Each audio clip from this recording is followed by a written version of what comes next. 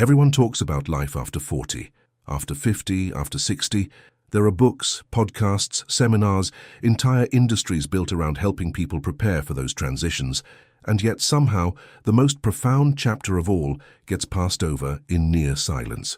Nobody prepares you for what happens after 70. Not really. Not honestly. A Native American elder, a man who had lived through more seasons than most people can count, who had buried friends, raised children, watched empires of certainty crumble and rebuild, sat down one afternoon and said everything that everyone else is too afraid to say. No softening, no performance, no false comfort, just truth, spoken the way only someone who has very little left to protect can speak it. Most people avoid this conversation. They change the subject. They fill the silence with plans and distractions and cheerful reassurances, but the elders say that avoiding it is exactly what makes it harder. So today we don't avoid it. Today we sit with it. There is a particular kind of loneliness that comes not from being alone, but from realizing that the world you once moved through, the world that shaped your habits, your fears, your ambitions, has quietly stopped expecting anything from you. And the strange thing is, for most people that realization arrives without warning. One day you're someone who is always becoming something, becoming more experienced, more successful, more settled, more prepared for whatever comes next.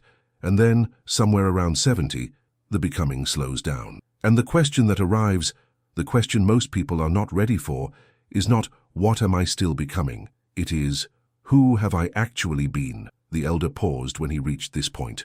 He looked out at the open land. Then he said something quietly, almost to himself. Most people spend their whole lives building a house. After 70, you finally sit down inside it, and some people discover they love it. And some people discover they built the wrong house.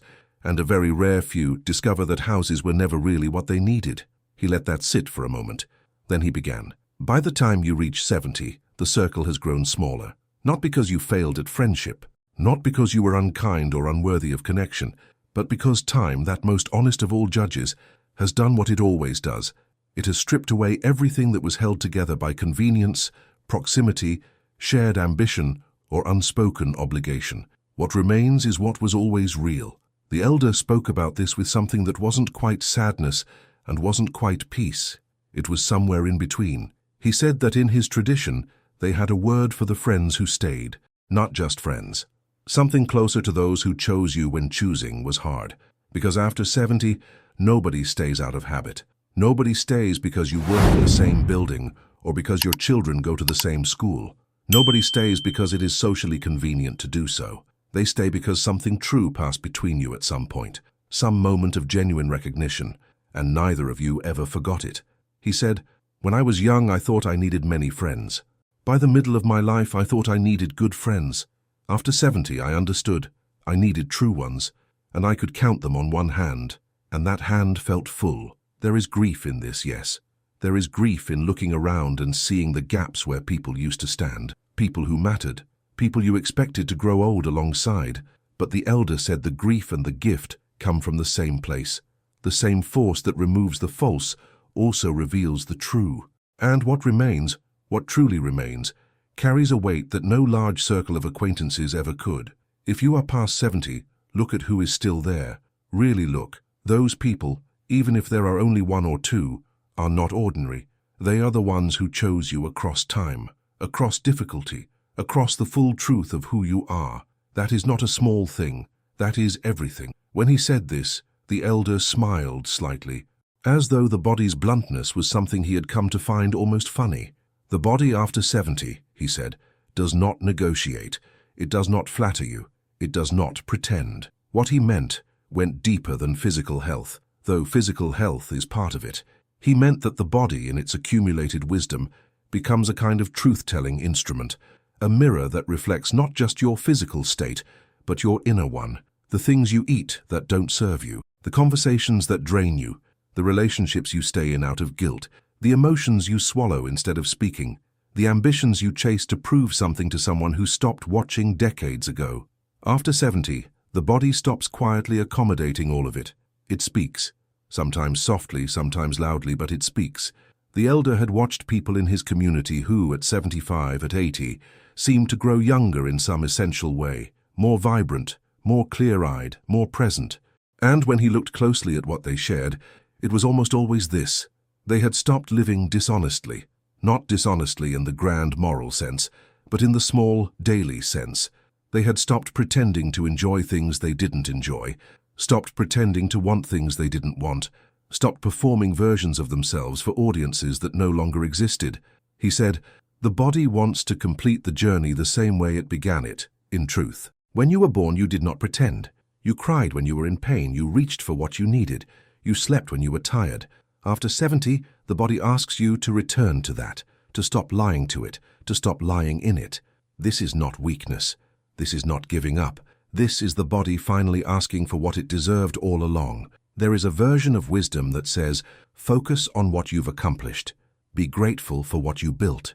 Don't dwell on the roads not taken." The elder respected that wisdom, but he said it was incomplete. "The things you didn't do," he said slowly, "are not failures. They are not regrets in the way most people think of regret.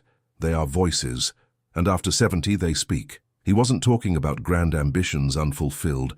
He wasn't talking about careers not pursued or countries not visited. He was talking about smaller things, quieter things. The conversation with your father that you kept postponing until there was no more time. The apology you never gave because your pride spoke before your heart could. The afternoon you were invited to sit in stillness with someone you loved, and instead you checked your phone, or went back to work, or told yourself there would be other afternoons. There are always other afternoons, until there aren't.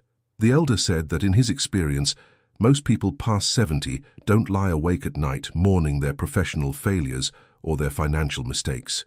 They lie awake in the quiet hours thinking about presents they withheld, connection they delayed, love they expressed only in practical acts when it also needed to be spoken aloud. "Your achievements will be recorded somewhere," he said, "but the moments you were truly, fully there, those live in the people you were there for.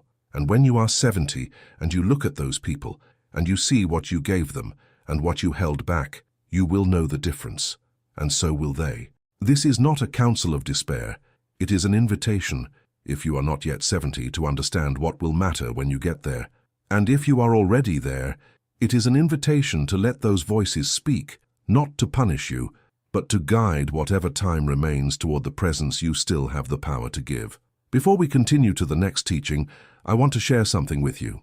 Many of the reflections I've been gathering over the years, about aging, about inner peace, about silence, and about the forgotten lessons that modern life tends to bury, have been collected in a book called The Last Teachings.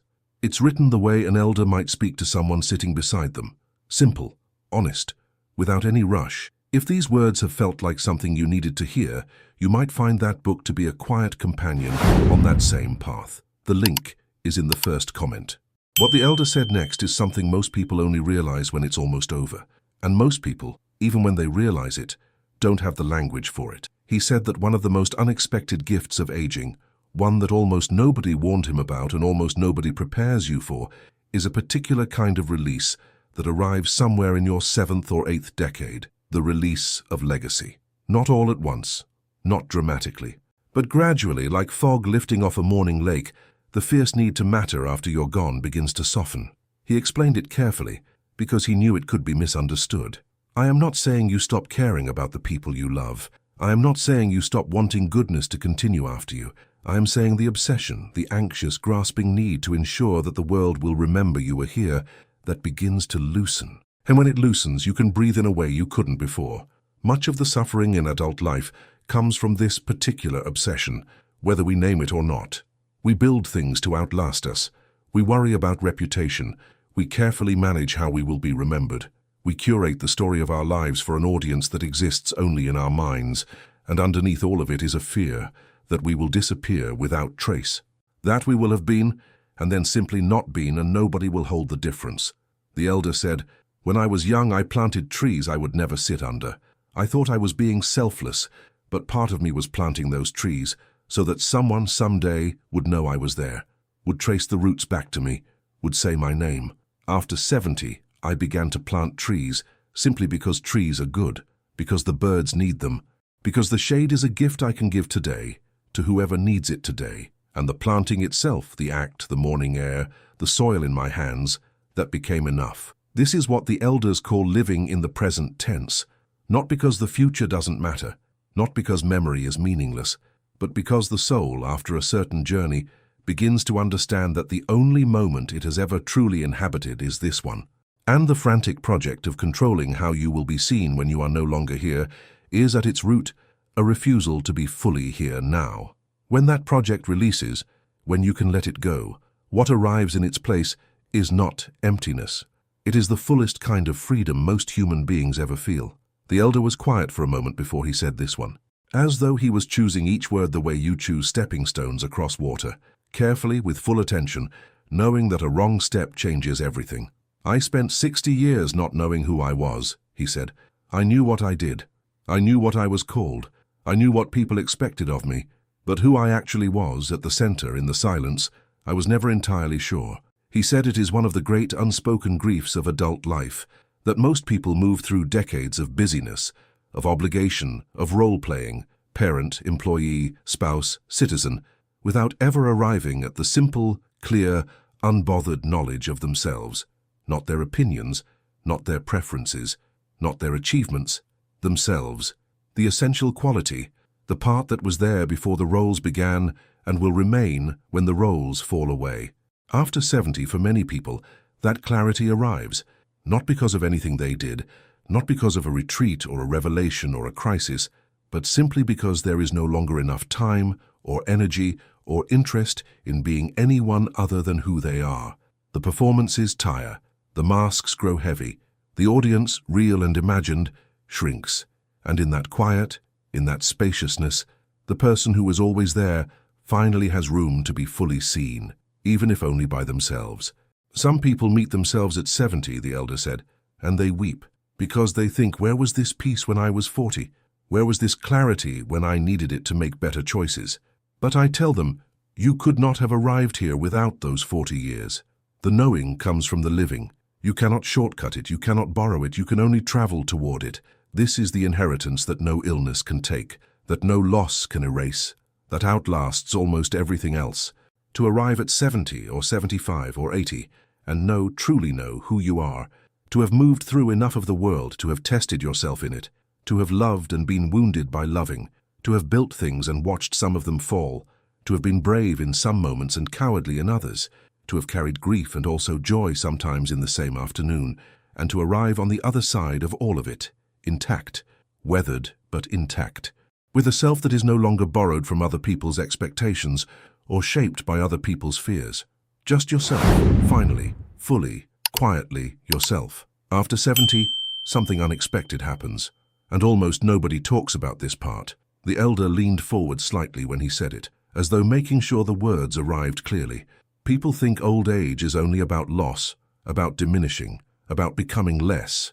And yes, some things diminish. The body asks for more rest. The circle grows smaller, the time grows shorter. But something else happens that nobody warns you about. Something grows. He paused. Tenderness, he said, an almost unbearable tenderness for the world. He described it this way: after enough loss, after enough time, after enough letting go, the heart, if it has not hardened, becomes strangely, unexpectedly, soft, not fragile, not sentimental, but permeable, open in a way it wasn't when it was protected by ambition and busyness and the future. A child laughing on a street, a tree in the wind, an old song heard through an open window, the smell of rain on dry earth. Things that once passed through you without landing, now land with full weight. The elder said, when I was young, beauty was everywhere, but I rarely had time to let it in. After 70, beauty arrives and I let it stay. Sometimes it nearly breaks me open, and I am grateful for that. I am grateful to still be able to break open. This is the gift that no brochure for retirement ever mentions. The gift that no anti-aging advertisement was ever built to sell you, the capacity for wonder, tenderness and presence that arrives when the busy machinery of striving finally rests. He said that in his tradition, the elders were not kept apart from the community because they were no longer useful. They were brought close because their tenderness was medicine. Because a person who has loved enough, lost enough and remained soft enough to let beauty break them open, that person carries something the young cannot manufacture: presence, real, unhurried, unconditional presence. And in a world that moves faster every year, in a world where everyone is looking at a screen instead of a face, In a world where even grief is edited for public consumption, that presence is not a small thing. It is perhaps the most radical offering one human being can make to another. If these words have touched something in you, perhaps you'd like to know more about the last teachings. In it, I've gathered some of the most important reflections on solitude, relationships, inner peace, and what truly matters as the years pass. And when you receive the book, you'll also get a special teaching called The Secrets of the First Hour, about the quiet morning practices that many elders considered sacred, the small, unhurried rituals that set the tone for a life lived with intention rather than reaction. The link is waiting for you in the first comment. The elder sat quietly for a while after he finished. The light had changed. The afternoon had moved into that particular hour when the shadows grow long and everything takes on a quality of gold that it didn't have before. He said one last thing, not as a lesson, not as a teaching, just as something true, spoken by someone who has lived long enough to know the difference between what people say and what endures. The young want to know how to live well. The old want to know that they did. And the answer to both questions is the same. It is hidden in the same place, in the quality of your attention, in how fully you arrived in each moment that was given to you, in how honestly you met the people who were brave enough to love you. That is all. That is everything. He looked out at the land one more time, and then he was quiet. After 70, something unexpected happens. You stop arguing with life, not because you've been defeated, not because you've given up, but because somewhere in the long accumulation of seasons, you have learned, really learned in the bones and marrow way, not just the intellectual way, that life is not a problem to be solved. It is a gift to be received, imperfect, unrepeatable, ours. And that gift does not diminish after 70. It deepens. The elder knew this, and now, so do you. If this conversation meant something to you, share it with someone who needs to hear it, not because they are old, but because these teachings belong to all of us, at every age, in every season. The link to the last teachings is in the first comment.